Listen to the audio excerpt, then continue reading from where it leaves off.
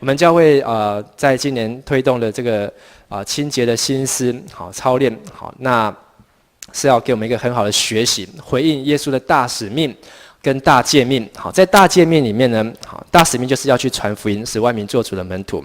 大诫命有2件事情，好，就是爱神、爱人。好，请我们把它写下来，我们一起说：要爱神，要爱人。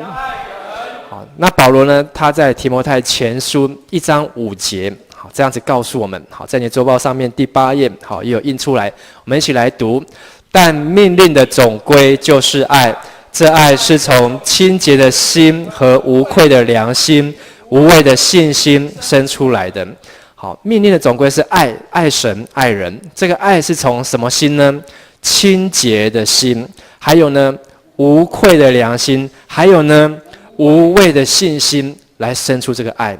这个爱不是我爱你，你爱我。好，在这个电视上，好，男欢女爱。好，在戏剧当中，好，男女之间的这种情感的爱。好，这个爱呢是来自于一个清洁的心、无愧的良心和无畏的信心，所以要活出耶稣基督所教导我们的爱。好，那在我们的周报当中，我们做了4年好的规划，就是在提摩太前书1章5节。好，第一个就是今年2011年清洁的心思。好，我们一起说一次。清洁的心思。明年是无愧的良心。好，请一起说。无愧的良心。后年是无畏的信心。好，到2014年是纯全的爱心。好，2014年你几岁了？好，你可能已经20岁了。好，或是你可能已经毕业了。好，可能你在就业了。好，但是呢，在信仰上面，好，不是看年纪。好，我们要不断，就算你是70岁、80岁，我们都需要不断的学习。好，那我们从提摩太前书，好，你看到命令总归，好，就是来自于清洁的心、无愧良心、无畏信心，最后而产生出来这纯全的爱心，好，所得着。为了要回应诫命哦，现在讲到是诫命，就是你要守住的部分；使命是你要去攻打的部分。好，跟你旁边说，诫命是守的部分，使命是攻的部分。好，所以我们要进攻，就是要完成使命去传福音。好，但是呢，你要去传福音，你要攻之前，你要先能够守。好，就是你要完成诫命。好，如果诫命你守不住，你再多的攻，好，都是亏空，好，都是对你来讲是有损，不是有益哦。好，那清洁心思，我们在5月份，好，我们已经操练了1个月，好，就是对付好这4个对付不信，好，不信就提到我们跟神的关系，对付情欲，好，跟自己的关系，对付羞惧，好，就是对自己的影响，对付论断，对别人的影响。好，在这边简单复习，让我们有个印象。当我们能够除去不信，除去情欲，除去羞惧，除去论断，我们能够跟上帝、跟自己的影响，还有别人影响，好，都能够得到改善。好，所以有了清洁心思，好，就是要进入到圣洁的生活。好，那怎么过圣洁的生活？讲到圣洁生活，可能好，你我都会有压力。好，是不是我们就是要戒烟戒酒，然后要各样的这种不好的通都要戒掉，好，然后就要过得一个像是修士一般，好，过得像是和尚一般，好，男的就和尚，女的就尼姑，好，这样的生活才叫 holy， 才叫圣洁吗？好，圣经没有这样告诉我们。好，所以我们不要把圣洁好就想象是那种神父一般，好，修道院一般的生活。跟你旁边说，圣洁不是修道院的生活。好，所以我们要来好好学习圣洁生活。好，在这4次当中，我们要学习的，今天是圣洁生活的根源。好，他所保证给我们一个圣洁的生活是什么？第二，好，下一周如何过圣洁的生活？好，下一周我们是台语礼拜。在接下来，好，所以台语礼拜我们会请郑牧师来分享。第三周过圣洁生活，好，简称成圣，成为圣洁。好，这个过程是什么？好，是陈牧师会分享。第4周圣洁生活如何去完成？好，我们会请许传道来分享。所以在这4次当中，好，帮助我们能够一步一步的好学习过一个圣洁的生活。我们再来回到今天的经文，好。我还没有秀出来。好，这4个，从10月9号到10月30号，雅各书4章7到8节，我们再一起来读一次，请。故此你们要顺服神，勿要抵挡魔鬼，魔鬼就必离开你们逃跑了。你们亲近神，神就必亲近你们。有罪的人啊，要洁净你们的手，心怀恶意的人呐、要清洁你们的心。好，在这个经文当中，好，我们有看到绿色的，绿色就是我们人要去做的部分。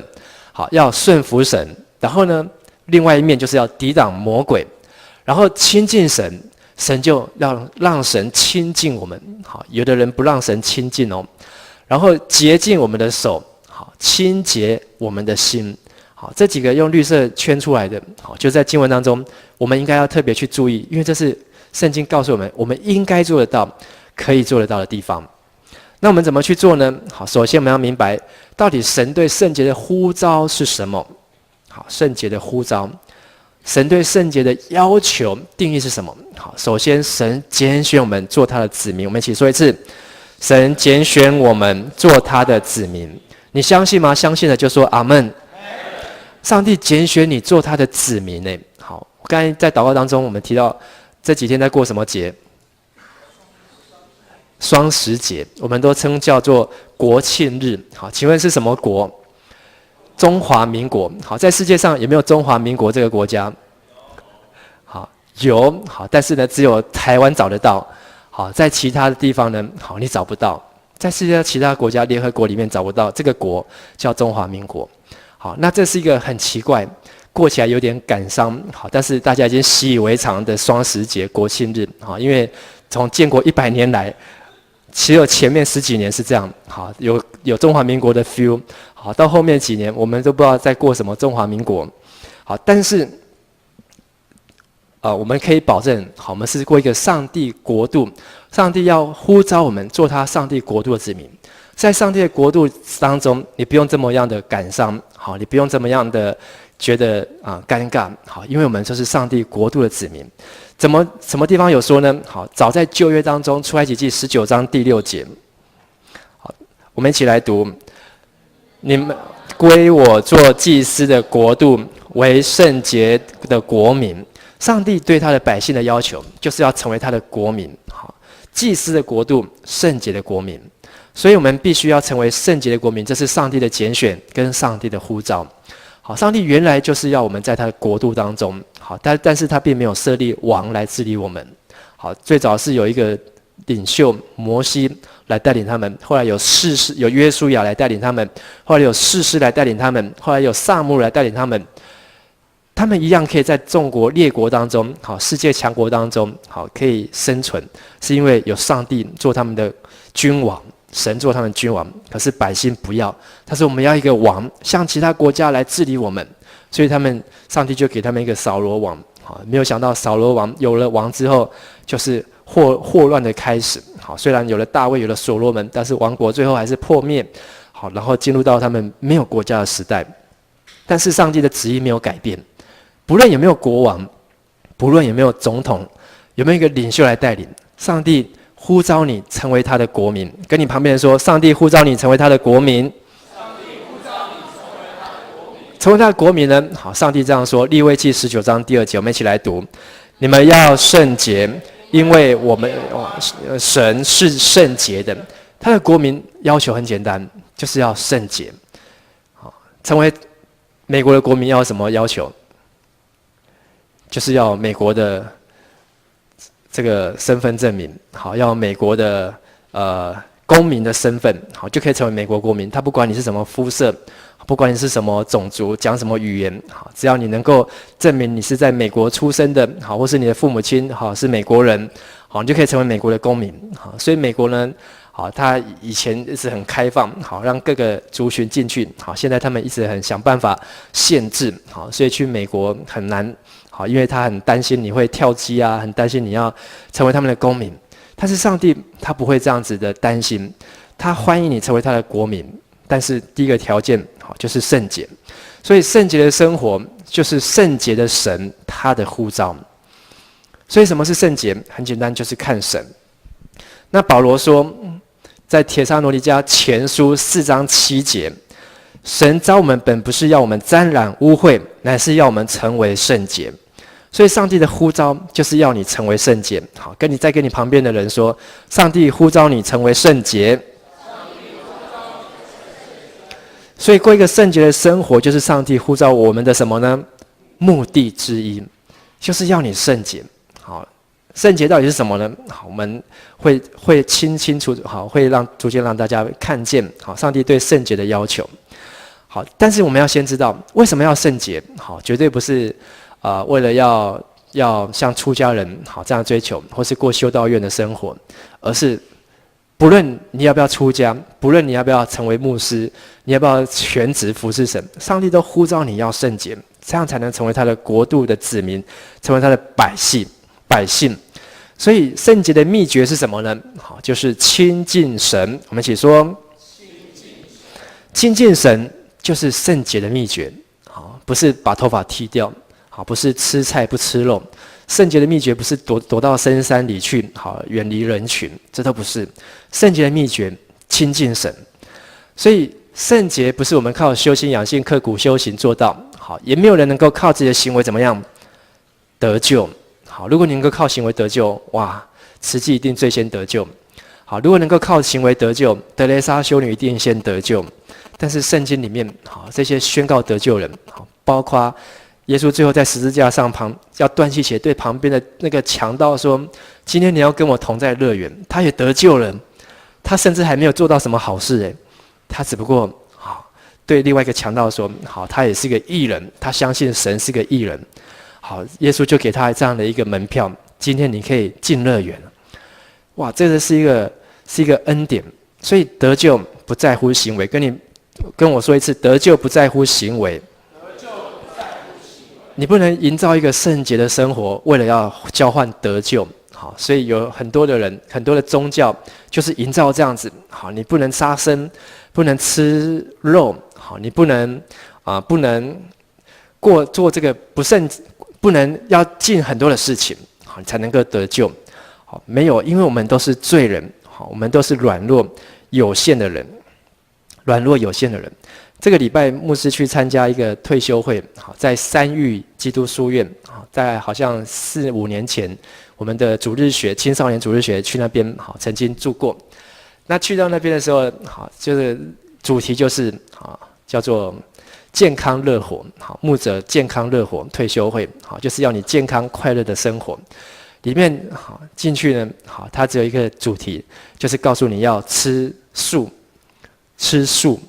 好，这个素呢不是树木的树，好，素食的素，就是告诉你不吃肉。这是一个安息日会，好，那他们的英文叫做 Advent， 好，就是今年我们参与这个 Advent 台湾的这个 Advent。好，他们 Advent 的意思是什么呢？ Advent 的意思就是再临的意思，耶稣要再临的意思。好，他们是一个复临派。好，在基督教派当中，有一派叫做复临派，他们就是在等候预备神的再来，复临 Advent。那他们里面呢，好，就是过一个非常圣洁，感受那个校园，好，有去过三育吗？那个花草树木，好，非常的整洁，好，里面呢，好，任何一个角落、任何一个地方都非常的清洁，包括他们的人也很清洁，好，但是我们要学习他们，就是他们的饮食非常的清洁，好，他们的厨房不会油，餐厅地板不会黏，他们的厕所不会有臭味，因为他们整个过的一个很清洁的生活，好，但是我觉得对我有很大的帮助，而且已经开始影响到我，好，就是开始少吃肉，好，开始少吃一些高蛋白的东西，好，那不是我这个时候要分享的，好，但是呢，好，我只能够为他做见证，好，所以这个礼拜我和牧师娘强迫我们的小孩吃了很多的甜椒，吃了很多的花椰菜，吃了很多的豆干，然后呢，吃了很少的肉，好，过去我们大概一个礼拜都会去买个什么海鲜啊、鹅啊、蛤蟆啊，好，这种虾子来吃，好，通通不能吃。好，为什么呢？好，因为它是海洋的一个，这些海洋生物已经是一个海洋的一个这个过滤器。好，世界上所有的污染，通通最后排到哪里去？海里面去。好，那海为什么还能够保持这么干净？就是有人在海里面过滤。好，过滤的是谁呢？就是我们吃下去的这些海鲜。好，如果你越沿海的、靠近海岸的这些鹅啊，好，为什么会有这个重金属的污染？好，其实它就是第一线的过滤器，好，让这个海水能够继续清洁。好，但是呢，我们都吃下这些高污染的这些东西，好，然后还有牛奶也不能喝。为什么？因为牛奶有太多的动物性的蛋白质，好，是已经超过人体的需要，而且喝牛奶很不环保。跟你旁边说，喝牛奶很不环保。你喝这样一杯的牛奶，好，要用多少的清水？好，我现在不是讲海水哦，清水去换来一杯的牛奶呢？好，要用10万倍，10万倍的水去换一杯这样的牛奶。好，为什么呢？好，因为它后面还有很多要把牛养大，然后供应这些稻草、这些谷物、饲料，要用多少水去灌溉出来，最后才能够换来这1公升的鲜奶。好，所以水资源已经是世界上一个非常珍贵的资源，越来越，你去到欧洲，好，去到国外，一杯矿泉水，好，40块钱起跳，好，在台湾还很便宜，好，甚至还有10块钱的，好，还有不用钱的。但是，好，喝牛奶，好，它已经营养过高，而且很吊诡的是，上帝创造牛奶是要给谁喝的？大声一点，上帝创造牛奶是要给谁喝的？给小牛喝的。请问我们现在的小牛有没有在喝牛奶？完全没有。一只牛一出生，以前我在台南，我的会有一个长老养了150头的牛，好，他有150头母牛，所以我去那边好看到很多次，刚生出来的牛，好，只有刚生出来，他可能会跪在母乳面前，好吸几下，后来就再也不给他喝牛奶，好，所以牛奶不是给牛喝的。反而是人在喝的，好，这个是有太多很奇怪的事情，好的，但是希望我们能够有机会开课，好，然后另外来分享。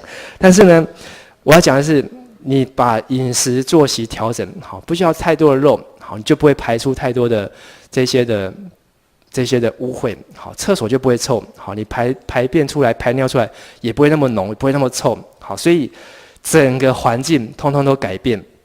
然后你的家里面就清洁，就不会沾染污秽，就不会滋生蚊虫，好，所以这是一个循环，好，相关联的，好，是一个圈，好，是一个连带关系的，所以对年轻人来讲啊，觉得好像身体很用啊，没什么影响，但是贾博士就是我们最好的借鉴，他这么拼的人，你觉得他会注重他的饮食吗？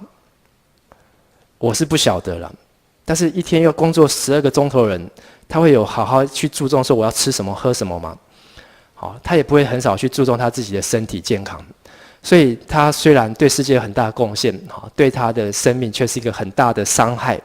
所以很年轻他就癌症，好，所以有移植的手术，他有钱他有办法，好，他有钱可以去做移植手术，但是还是只能撑这几年的时间。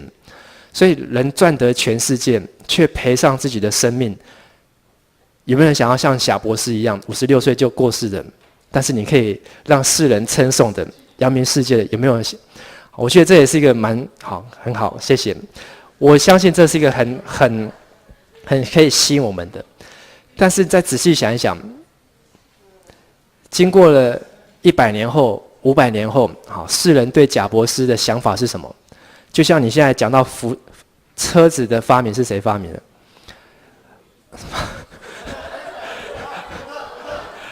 莱特式飞机，好。当你开着车，你会不会一直想到这个福特先生，亨利·福特？哇，我感谢亨利·福特。一想到亨利·福特死了，我就好难过。根本不会，不到100年的时间，好，根本不用100年的时间。所以他虽然对现代好有一些帮助，但是在之后好就没有。真正要在好生命当中努力的，就是要荣耀神。好，所以今天在我们的灵修当中，我们有很多的分享。在生命当中，好，第一个要做的就是荣耀神。但是贾博士，好，他选择了好，不是这一个，好，我觉得这是他最可惜的地方。虽然他真的帮助世界，影响世界很大，但是荣耀神，好，才是你的生命第一要紧的事情。跟你旁边说，你生命最重要就是要荣耀神。好，回到我们亲近神，好，所以亲近神就是荣耀神的开始。好，所以彼得在彼得前书1章2节告诉我们，借着圣灵得成圣洁。你能够圣洁亲近神，是因为谁的工作？是因为圣灵工作。好，如果不是圣灵，你不会想要信耶稣；如果不是圣灵，你不会想要礼拜六晚上，好，这个双十节的3天连续假日还来做礼拜；如果不是圣灵，你没有感动，会想要受洗。好，真的，你可以好好想一想，如果不是圣灵在你生命里面动工，好，你不会想要服侍神，你不会想要去传福音，好，你不会想要像小强一样，好，他在高一的时候就跟他妈妈说：“妈妈，我想要受洗。”好，他妈噼里啪啦，好，你想，好，噼里啪啦就给他训了一顿。好，我死了以后怎么办？好，谁来拜我？好，但是好，感谢主，好，小强，这礼拜他妈妈答应他受洗了。好。虽然他妈妈有条件，说你3年高中毕业之后才可以受洗，好，但是这是一个很大的进步，很重要的进步，是有方法的，好，所以这是我们在新朋友的这个课程当中，在明道班当中，我们在学习，好，怎么样去活出我们的信仰，是有方法，是做得到，不论你几岁，好，高中生，好，因为有太多的人遭遇过这样的问题，但是是圣灵的工作。我们才能够成就神所要成就的，所以我们要感谢神的什么呢？怜悯，让我们有可能成为圣洁。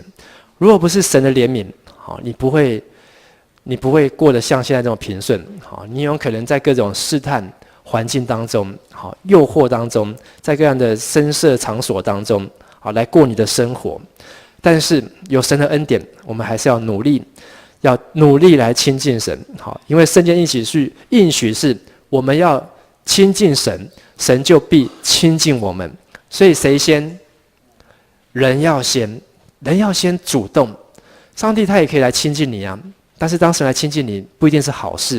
跟你旁边说，神来主动来找你，不一定是好事。好，真的是这样。好，在圣经当中，神主动来找你，不一定是好事。好，但是当你主动来找神，好，大部分都会变成美好的事情。好，所以远离神，好，抵挡魔鬼，好，再是一个远离抵挡魔鬼，好，是一个比较消极。积极是什么呢？就是你要亲近神，好，而且当你亲近神，好，魔鬼就不能对你怎么样，他就要转身逃跑。所以在马太福音12章里面，好，有一个他就是过消极的生活。他请求耶稣，因为他身上有鬼啊。好，耶稣把这鬼赶出去之后，他没有想要亲近神的意思，他也是停留在原地。后来这个鬼出去走了一圈，回来看一看，这里面扫干净了，还不错。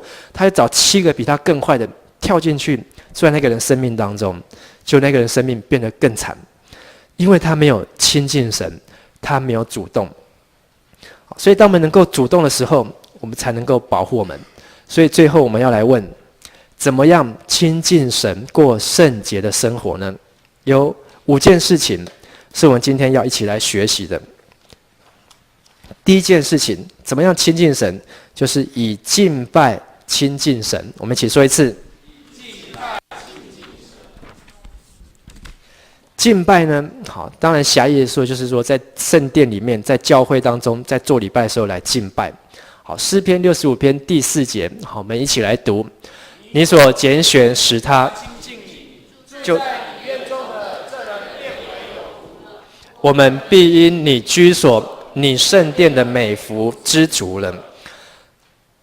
上帝敬拜的人是上帝所挑选，你能够敬拜，坐在这边敬拜，也是被神所拣选的。好，刚才我们有说，是因为圣灵的工作，所以你能够在这边敬拜上帝，是一个福气。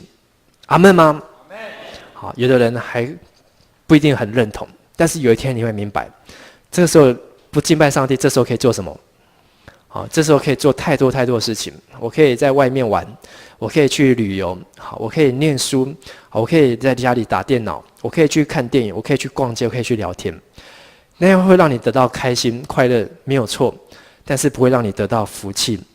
但是你用一场的礼拜，好，一个敬拜，好，一个敬拜者好的身份，可以换得神所赐的福气，好，实在是太划算。贾博士好很少做礼拜吧，好，而且他还说他是一个佛教徒，皈依的佛教徒，好，但是他的福气到底他有没有福气呢？我们不要对死人做太多的批评，好，但是我希望我们能够看到很多新闻报道的时候，不要完全照着这样的思想，好，然后认为哇，我就想要像他这样子，因为新闻会让我们有一个效应，我们想要像他一样，他就是我的偶像，他就是我的英雄。但事实上，我们还是要回到圣经，圣经所告诉我们的真理原则，敬拜神，好，是一个福气的源头，是亲近神的开始。所以敬拜呢，除了一周一次的敬拜，每天要不要敬拜？好，一天敬拜一次。好，如果你知道敬拜是什么，你会觉得一天敬拜一次也不够，好，而是随处随地，好，甚至你搭车，好，也是可以敬拜神。你上学在教室当中也可以敬拜神，因为你知道你需要福气。所以这是第一个，以敬拜亲近神。第二，研读圣经，明白上帝真道，来亲近上帝。好，请我们一起来说一次：研读圣经，明白上帝真道，来亲近上帝。以赛亚书58章第2节，我来读。好，上帝期待他的子民，他的国度的百姓是这样：他们天天寻求我，乐意明白我的道，好像行义的国民，不离弃他们神的典章，向我求问公义的判语，喜悦亲近神。这里讲到什么时候寻求神、明白神的道呢？天天，好，请你把天天圈啊，你没有，这边有经节，好，但是呢，你可以把你圣经以赛亚书58章2节，天天把它圈起来。上帝希望你天天来明白他的道。如果你每天都读圣经，好，你一辈子读得完吗？一定读得完。但是你有一辈子可以完全明白圣经吗？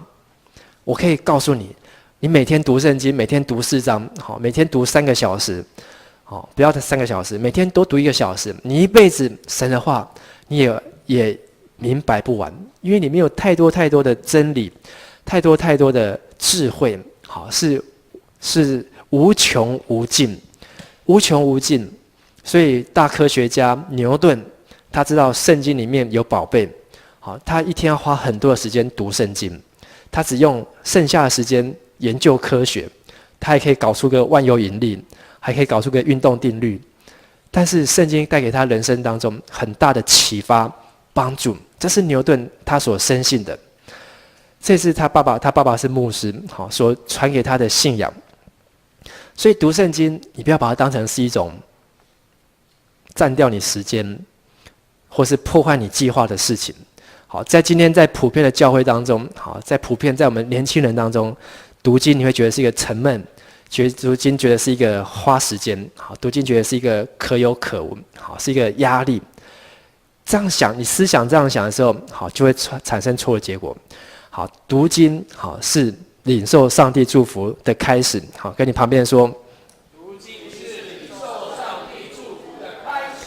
所以你想要神祝福你，你一定跟读圣经有关。所以现在牧师有孩子，好，已经到了可以读圣经的年纪。好，幼稚园他没有办法，他可以用听的，他现在可以自己读圣经。我都尽量很小心的，好，观察他在读圣经。好，有一次让我印象很深，好，因为礼拜天我会很忙，好，有时候一忙就回到早上7点多离开家之后，好，到下午可能4点才回到家。有一次我就是下午回去之后一开门，客厅没有人，好，居然看到我儿子坐在沙发椅上在读书，好，然后他也没有察觉外面有人进来，然后我一进去一看，他在读什么书呢？读什么？他真的在读圣经，哇！我的眼泪当场没有流下来，可是呢，我真的好感动。好，他居然会自己一个人，没有人叫他，他有很多玩具可以玩，好，很多玩乐可以选择，他居然在那边读圣经，好，然后而且他读圣经不是用看，他是用读的，好，因为我训练他就是要读出声音来，他是在这边读圣经，哇，让我觉得好，真的是非常的窝心。好，如果我现在就挂了，好，我也很放心，好，因为我儿子会读圣经，好，我的孩子可以自己读圣经，好，但是不是说他现在就保证他一辈子会读圣经，还是继续要启发他、引导他。读圣经是一个很重要的事情，要让他成为一个亲近神。好，你要明白他的目的和意义，好，不要有压力的读经。今天我们看到很多人是有压力在读经，好，其实是很辛苦，而且你得到的祝福很小。第三，祷告，以祷告亲近神。在旧约的会幕当中，好，有一个金香坛，我们说金香坛，它就是隔着幔子摆在施恩座约柜的前面。好，香坛就是要点香，香会产生一个烟，烟会上升。好，所以香就代表我们的祷告。你的祷告要到哪里去呢？就是要像那个香一样，好，冉冉上升到天父那边去。好，它是一个记号。好，其实最早在挪亚方舟，好，他们出了那个方舟之后，挪亚在那边献祭，上帝闻到那个献祭的味道，好，他就这样悦纳喜悦，就说他不再用洪水，好来毁灭这地。好，所以那个祭，好，那个烟，那个香，好，其实是有连带关系的。所以民间宗教拿香在拜，对不对？好，没有错，我没有说他对哦，我说他没有错。民间宗教拿香，好，在跟他神明祷告敬拜，没有错。但是需不需要？今天基督徒不需要，因为我们是奉主的名祷告，奉主耶稣的名祷告，好，就等于是拿三支香。好，所以跟你旁边说，奉主的名祷告比拿3支香还有效。好，那我们上个月有请叶明翰牧师，他来教我们。好，他说有时候你家里面就一定要你拿香，你可以有几种方法。好，你可以把人家香是这样直的拿，你可以这样横的拿。好，然后呢，好就把它变成是一个十字架。好，或是呢就是这样。好，当然不用那么刻意了。好，我意思是说，重点不是在形式在外在，好，而是在我们内心。好，但是你要明白，祷告好就是像那个不是烟，好上升的记号。耶稣在钉死十字架的时候，圣殿的幔子好从上到下裂作2半，好代表我们的祷告可以穿过那个幔子，到达约柜施恩座。所以那个烟不再是往上，而是往前。我们在会幕里面，好，那个烟不再是往上，而是进前，直接进去。好，所以是比那个烟上升。如果那个烟从地上要升到天上，要升多久？升超久的。好，而且那个烟可能到3楼就已经不见了，好，就不见了。可是我们透过祷告是直接进入。所以我们来读希伯来书4章16节，我们只管坦然无惧来到神，为要得连续蒙恩惠，做随时的帮助。我们只要借着祷告，好，就可以坦然来到神的施恩宝座前。你不用再准备香，因为准备香很麻烦。在旧约当中，那个香的香料怎么点，好，怎么制作，都有一定的流程，好，那是要花费很多的时间。可是耶稣基督已经完成了这一切，你只要奉主的名来到神的面前，就可以得到连续蒙恩惠，真的是太幸福了。好，如果你是活在旧约当中，多辛苦啊！你要准备这么多的香，而且你也进不去，还要委托祭司，好替你来祷告代求。所以我们今天真的是有福气有恩典，随时可以祷告。可惜今天大部分人不喜欢祷告，也不常祷告，好也不爱祷告，好真的是很浪费，很可惜。好，所以让我们好好再去省思，祷告这么样的方便，这么样的容易，好已经是这么样的轻省，好，但是我们却不明白，我们却不愿意。有一些祷告聚会，好，我们一听啊，就觉得啊，祷告沉闷，祷告无聊。好，其实我们真的要花时间，好好的参与祷告。好，每一次在祷告当中，而且祷告一定要用心。好，你的心开了，你的口就开了；你的口开了，你的灵就开了。有人祷告都是喜欢点点，好，他可能只有用心，却没有用口。好，其实是没有办法带动他的全身。第4，以真实、好诚实、真诚的心亲近神。亲近神不是勉强，不是要求，是你自己渴慕。以赛亚书29章就这样说：这百姓亲近我，用嘴唇尊敬我，心却远离我。他们敬畏我，不过是领受人的吩咐。上帝不要这种表面的、不用心的敬拜。好，就像你现在人坐在这个地方，你的心有没有在？你有没有真的心想要亲近神？这是上帝一看就清楚明白知道。好，有心没心，不要说上帝，其实牧师一看就知道。好，有人做礼拜喜欢迟到，好，有人做礼拜喜欢聊天，好，有人做礼拜喜欢交头接耳，好，他到底有没有心在礼拜当中？好，在神的身上一看就知道，甚至看你坐的位置就知道。好，你想要亲近神，好，你就不会想要坐的太后面。好，你想要亲近神，因为在后面跟前面绝对是有差的。好，你在后面你会看到很多前面的头，好，那么多的头，然后你会看到有人在动来动去，都会干扰到你。可是你坐在第一排，你会不会看到头？当你看到头，就是有神迹发生了，好，就是天使出现了。好，在前面也是没有干扰，所以你是可以专注。好，所以坐前面为什么鼓励大家坐前面？就是让我们可以专注，可以享受。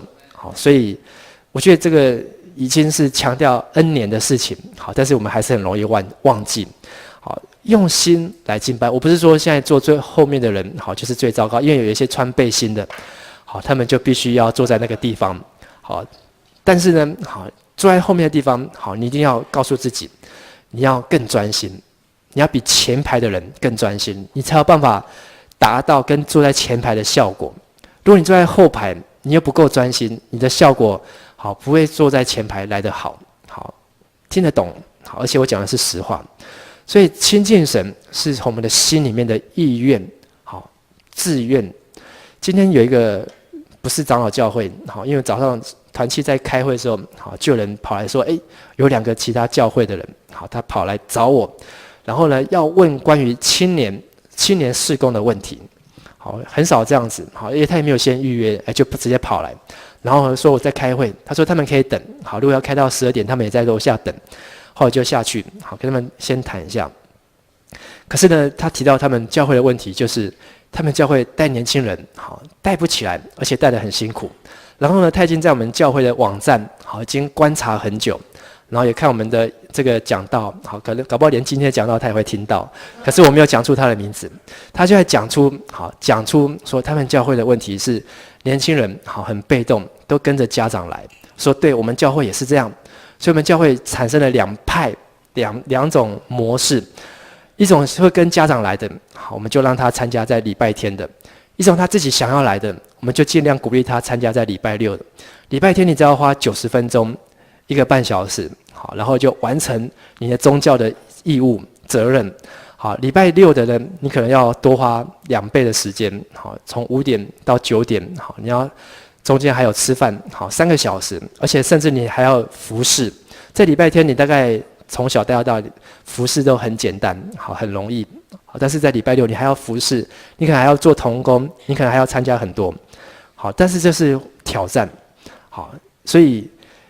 我也现在也不是说来礼拜六就比较有心，来礼拜天就比较没有心，好，绝对不是这样，好，但是我们也鼓励，就是好，有一些人他在那个条件之下，好，他还没有预备好，好，台语说爱比板心之前，好，其实我们还是维持他能够有主日、守主日，好，在礼拜天当中的敬拜，因为这是10届当中好很重要，好的第4届。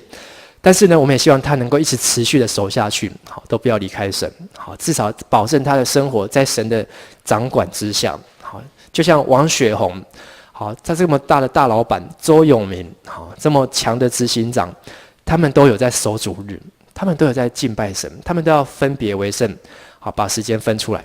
最后亲近神，就是要用清洁的全人来亲近神。讲到几个清洁呢？手的清洁，心的清洁。好，手的清洁就代表我们外在肉体身体的部分，心的清洁就代表我们内心的欲望追求，包括你吃东西都在塑造你是不是一个清洁的人。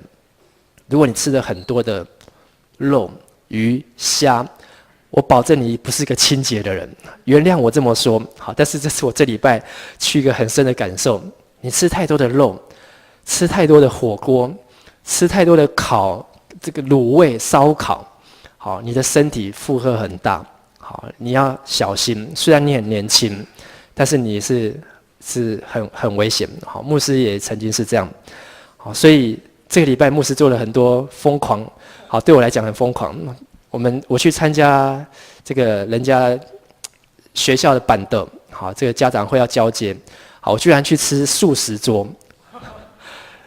以前我从来不会去吃素食桌，但是这次也不是刻意，是刚好那边比较有空位，我就坐下来，一看素食桌，本来想要站起来，但是后来还是坐下来吃了素食。好，但是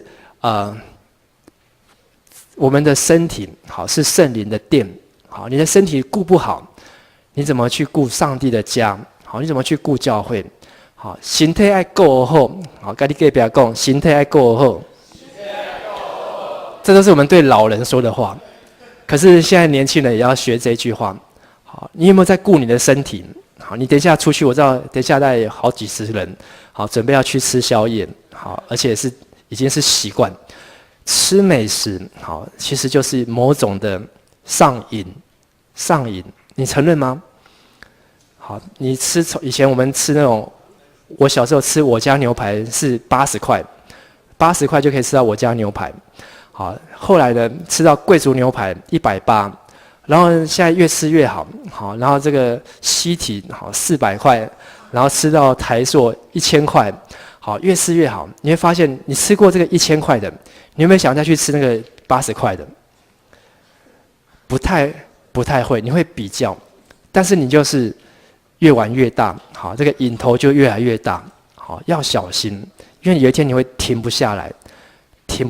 好，你会真的停不下来，好，直到你身体告诉你，好，该停了，不能再吃了，好，所以以前就是说我们跌倒了骨折，好，因为跌倒了，所以骨头断掉骨折。现在是你先骨折了，所以你跌倒了，你的骨质的钙化，好，骨质疏松，好，因为人不喜欢晒太阳，然后没有新鲜的空气，不爱喝水，好，所以你骨头都里面先骨折，所以你就软了，就倒下去了。好，真的是这样子哦。好，我们看了一个90分钟的影片完之后，整个洗脑。好，希望我可以去找到那个影片。好，来我们教会来放。好，所以讲到哪里？手的清洁，心的清洁。好，我们再来复习这个雅各书4章8节起来。有罪的人啊，要洁净你们的手；心怀恶意的人，要清洁你们的心。洁净你们的手就是 wash your hand。这不是对小朋友在教英文哦 ，wash your hand。好，然后清洁你们的心，好 ，purify your heart， 好，要洁净你的心，好，意思是清洁你的外在跟你的内在，好，所以上帝就是意思是全人的清净，好，有4个要求：嘴唇的洁净、手的洁净、心的洁净、知识的洁净、言语、行为、感情、思想，这4件事情你都需要去洁净，只有全人洁净才能够见神。你的心很清洁，可是呢，你的身体我说你的身上好带着很多的脂肪，好带着很多的动物性蛋白质，好带了很多的这个过度的这个碱，好叶酸，好等等，好，上帝也会觉得你有点可怕这样子。好，我是这样想，好，意思是说我们还是要全人清洁，但是下次你有机会去到那个三育基督书院。你就可以很深的感受，哇，那里的环境，到那里的人，好，而且我很希望我的孩子有一天可以进去他们的学校，好，因为有走他们的校园，他们有办中学，好，看到他们的孩子，好的相处的模式，好，是让我觉得很不错，好，就是在那样的环境当中，你要找一间 7 要走多久呢？好，你可能要走1个小时才可以找到一间 7， 里面没有什么自动贩卖机，好，也没有什么便利超商，好，也没有什么，但是他们就在这样子一个很自然的环境当中成长，然后让我很讶异是，里面都是南投的小孩，鱼池的小孩，鱼池哦，他们在那边走过去，2个人用英文在对话，好，用很道地的英文在对话，因为他们很多的外籍教师，好，我觉得那样子的环境，好，是一个，而且他们的大学办法就是在台湾读2年，然后再到美国去完成2年，好，所以他们是跟国外在合作。我觉得这是一个全人，好，不是只有在灵性上面，好，在我们的生活上面，好，甚至到我们的饮食作息上面，都是我们要学习。好，结论，亲近神、侍奉神是神所喜悦，好，神所预备特别的赏赐。以西结书这样说：这是全地的一份圣地，要归于供圣所执事的祭司，就是亲近侍奉耶和华的，作为他们房屋之地与圣所之圣地。如果你读了利未记、生命记，你可以看到神对他们的饮食有没有要求，什么可以吃，什么不可以吃，动物都有分洁净跟不洁净的。所以在那个教导当中，他说你不知道怎么吃，你就跟犹太人吃就对了。犹太人怎么吃？好，就是吃得很健康。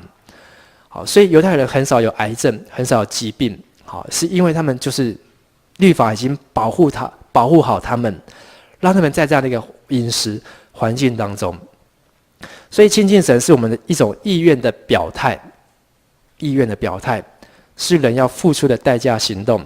好，而且你亲近神，好，不会损失。好，不会损失。好，上帝不会亏待我们，因为上帝会亲近你。好，所以当你花时间给神，好，你不要想说我失去了这些时间，我失去了玩乐的时间，我失去了谈恋爱的时间，失去了读书赚钱的时间，不会，因为神会用无形的好来报应，来祝福你。好，像贾伯斯，好，他很爱科技，好，他很爱创新。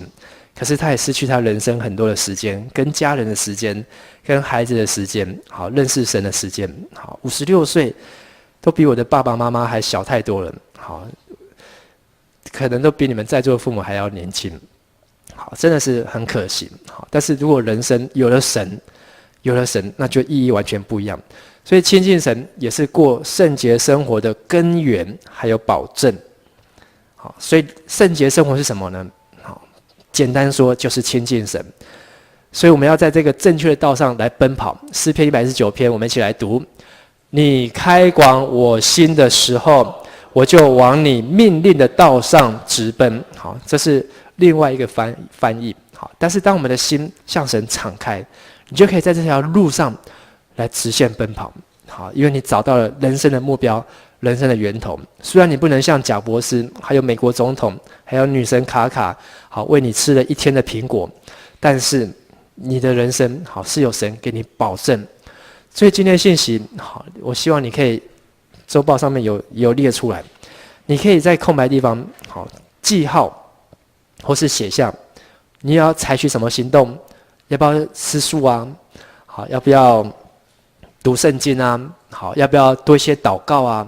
好，你要不要早点来做礼拜啊？或是你在做礼拜当中，你想要做什么？神有感动你，呼召你，给你一个圣洁的呼召，你要怎么回应？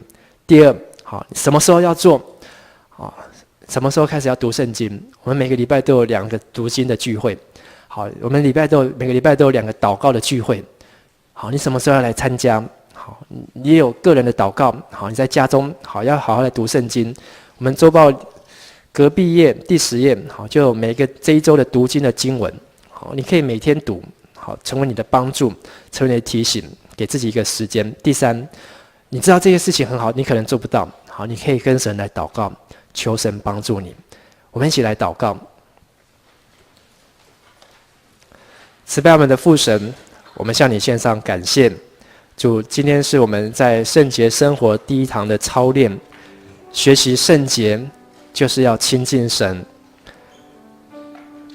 主，我们可以用敬拜亲近神，读经亲近神，祷告亲近神，用真诚亲近神，用我们的圣洁的人全人来亲近神。求神你再次教导我们，帮助我们，让我们能够活出合神心意，让我们能够抵挡罪恶。特别在这世界上有很多败坏我们身体的事物、食物，求主你帮助我们能够去胜过，而能够有一个完整的人来到神的面前，成为神的器皿，奔跑直到主你再来的时候。谢谢爱我们的主垂听我们祷告，奉靠耶稣的名。